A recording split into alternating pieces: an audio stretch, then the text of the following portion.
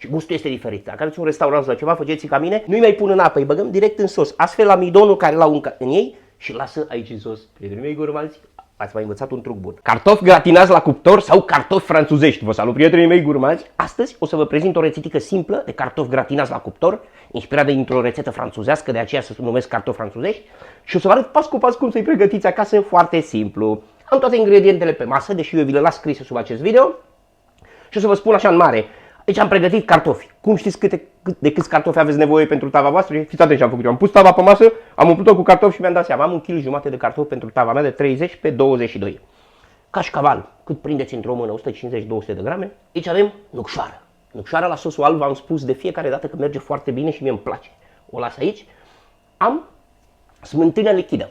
Vedeți? Smântână lichidă. În funcție de cât de groasă este smântâna, o să îi punem puțin lapte. Am un pahar de lapte. Dacă nu puneți smântână normală și o amestecați cu lapte. Un ou opțional, eu o să-l folosesc, vă arăt cum îl folosesc. Condimente, piper alb, 2 căței de usturoi, puțin cimbru, sare. Și aici o să fac ceva opțional extra cu o ceapă. O să o trecem puțin prin tigaie și o să o punem pentru un gust extraordinar. Rămâneți cu mine să vedeți cum procedez. Cartofii eu nu o să-i fierb. Dacă vreți să-i țineți mai puțin la cuptor, puteți să-i fierbe și după aia să bla bla bla. Nu au nevoie. Îi las la o parte pentru că nu avem nevoie de ei aici. Îi ținem în apă. Prima dată îmi iau, stați așa că uitam, îmi iau șorțul oficial de la Sevit acasă, așa. Punem șorțul pe noi, pentru că șorțul ăsta e magic pentru mine. În curând acest șorț o să-l găsiți pe piață, cei care vreți să-l cumpărați. Fiți atenți, încep cu ceapa prima oară. Cuțitaș, un cuțit bine ascuțit. La fel găsiți cuțitul pe piață la Sevit acasă. Și ceapa puteți să o tăiați cum vreți voi. Peștișori, dacă vreți să o tăiați peștișori sau dacă nu vreți să o tăiați în cubulețe mici. Am tăiat ceapa și acum o punem să o nebușim aici în puțin ulei de măsline. Luăm ceapa și o punem aici la năbușit. Acoperim tigaia, punem aici un castronel. Haideți să vedem cât de groasă este această smântână pe care o folosesc eu. Am desfăcut-o și acum o punem aici în castron. Vedeți cât de groasă este? Storceți-l bine, prietenii mei gurmani, să nu lăsăm nimic. O pun și pe cealaltă. Și acum îi adaug un pahar de lapte. Sunt aproximativ 200 de mililitri de lapte. Opțional, dar eu o să-l folosesc, îi punem un ou. Și le amestecăm prima dată așa. Și acum începem să-i adăugăm. Eu îi adaug puțin piper alb. Că nu piper normal. Piperul merge foarte bine la această rețetă. Aici opțional îi pun cimbru. Voi puteți să-i puneți orice alt condiment vreți. Și îi pun sare. O linguriță, 2 de sare. Am pus puțină sare aici. Mai punem puțină sare. Așa. Și le amestecăm bine. Și acum iau nucșoara și îi radem puțină nucșoară. Am spus nucșoara la sosul alb vine foarte bine. Era să-mi scape. La sosul de lasagna, v-am spus, și la beșamel. Nucșoara după gustul vostru. Aici, gata. Amestecăm sos. Din 2 căței de usturoi, aici puteți să-l puneți după gust. Eu o să-i adaug doar unul. Și pe celălalt o să vedeți cum îl folosesc când ungem tava. Opala, vină cu Sebastiane. Vină cu domnul usturoi. Trecem mai departe. Stăm aici în bucătărie, trebuie să facem curățenie, prietenii mei gurmani, să fie totul curat, frumos, aranjat. Cuțitașul meu, bebelușul meu, trebuie să-l țin mereu curat.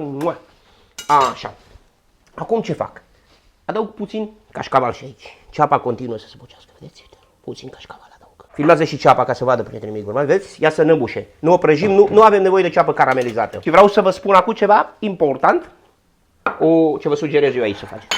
Cartofii i-am ținut în apă înainte, îmi trebuia un castronel mai mare, dar i-am ținut în apă. Acum, după ce îi tăiem, nu o să-i mai ținem în apă. Așa ne beneficiem de amidonul care l-au, ca să-l băgăm aici în lapte. Fiți atenți, puteți să-i radeți, să-i faceți fiin ca pe chipsuri, dar eu nu o să-i fac așa, eu o să-i tai. Prima oară îi fac așa, o tăietură aici, ca să se așeze cartoful. Vedeți? Hop!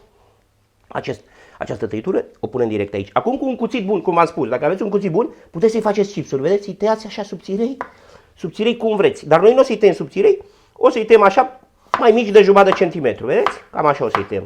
Nu-i mai pun în apă, îi băgăm direct în sos. Astfel amidonul care l-au în ei și lasă aici în sos. Prietenii mei gurmanzi, ați mai învățat un truc bun. Când tăiați cartofii, aveți grijă, amidonul se lipește de cuțit și este periculos să nu vă tăiați mâinile, prietenii mei gurmanzi, prietenii mei cei dragi. Fiți atenți, cuțitașul ăsta ce vreau să vă arăt eu la el. Să-i fac o probă, uite, tai unul subțirel, așa, uite, îl tai subțirel, așa, subțirel. Și fiți atenți cum îl taie. Vedeți? Este lamă, bisturiu, un unghi de ascuțire de 13%, în puține cuțite găsiți așa ceva. O să vedeți cât de bun e cei care o să-l probați. Unghi de ascuțire de 13 grade, am vrut să spun, nu 13%.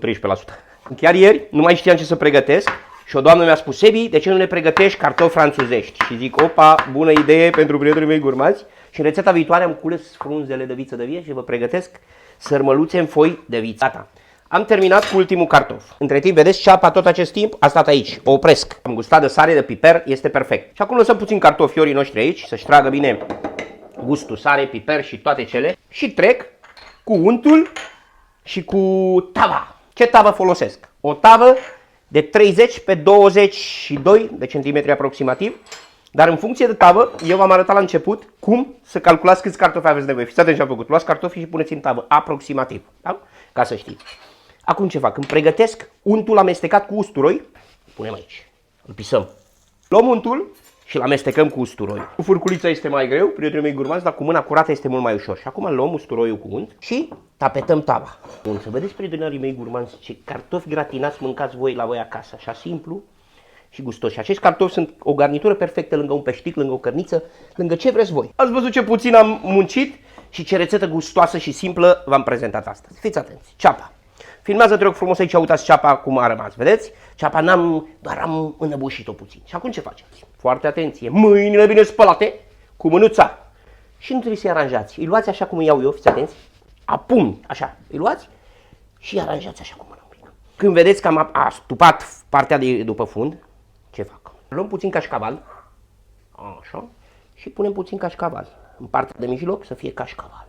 Bineînțeles, voi trebuie să probați sosul să fie un pic mai, punctul de sare să fie un pic mai ridicat pentru că și atrag cartofii și din sare și cartofii au amidon și este dulce. Înainte de cașcaval puteam să punem ceapa, m-am luat cu vorba, noroc că cameramanul e atent, zice, n-ai pus ceapa. Și acum punem și ceapa, punem ceapa așa, cu toată grăsimea ei, vedeți? Dați-vă ce culoare aurie frumoasă are, vedeți? N-am rumenit-o doar un pic, deoarece această ceapă nouă ne dă un gust foarte bun. Luăm sosul, îl amestecăm bine și îl punem printre ei, așa.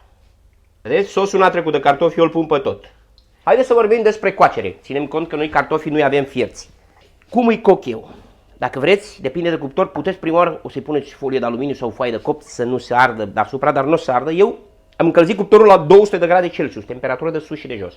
În momentul în care bag tava în cuptor, îl cobor la 160 și îl las acolo până văd că cartofii sunt aproape făcuți. Când sunt făcuți, îi scot, pun cașcavalul, îi gratinez și trecem la momentul cel mai așteptat. Am băgat la 200 de grade. Acum ce fac? Cobor temperatura la 160. Ok. Și îi lăsăm la 160 de grade până vedem că cartofii noștri sunt făcuți. Să nu vă ardeți, prietenii mei gurmanzi. Fiți atenți. Am lăsat-o la cuptor până, vedeți așa. Prima oară trebuie să o probați cu un pai. Vedeți? Cartoful, când este aproape făcut, de aceea vă spun, lăsați-l, tăiați-l mai subțirel. Cu cât mai subțirel, cu atât se face mai repede. Cum ce facem? Îi punem cașcavalul. Și acum o introducem la cuptor până se gratinează cașcavalul pe deasupra. Așa trebuie să arate cartofii înainte să-i scot de la cuptor. Uite, avem aici pe masă. Să vorbim despre timpul de coacere. Timp de coacere nu există. Cuptorul meu este diferit de al tău. Depinde de tavă, depinde de grosimea cartofilor, depinde de tot. Eu vă las timpul aproximativ. Da? V-am spus, aici între o oră, jumătate și 2 au stat la cuptor. Dacă vreți să nu stea atât de mult, fierbeți în apă. Dar dacă i-ați fiert în apă, nu îi scoateți această calitate niciodată. Niciodată, pentru că ei se îmbibă de apă. Ei s-au îmbibat de sosul meu cu lapte. Și gustul este diferit. Dacă aveți un restaurant sau ceva, faceți ca mine. Dacă vreți să faceți acasă repede, să păcăliți pe cineva, fierbeți în apă, dar acolo o să mâncați apă. Am lăsat-o să se răcească cât să pot ține mâna pe ea. Uitați, mama mia, mama mia. Și acum scoatem prima porțioară care este cea mai grea. Cea mai grea, ca să nu stricăm. Și uitați-o, filmează aici. Uitați, prietenii mei gurmanzi, cum o scot cu voi aici în direct, pentru că la Sebi acasă sunt numai cazuri reale. Am un subscriptor care îmi scrie de fiecare dată, Predator se numește. Domn Predator, te salut în acest video pentru că tu știi că la mine acasă sunt numai cazuri reale. Caz real la Sebi acasă. Vedeți cum a ieșit cartofiorii, straturi, frumos, rumeniți pe deasupra, așa, cu o tăiem așa. O luăm și dați-vă seama lângă o cărnică, lângă un peștic. Prietenii mei gurmanzi, să mâncați sănătoși alături de cei dragi, gustul de piper trebuie să simtă și nucșoara stegădile la limbă frumos. Și nu uitați unde v-ați aflat, sunteți iubiți, ne vedem într-un nou video, bye bye!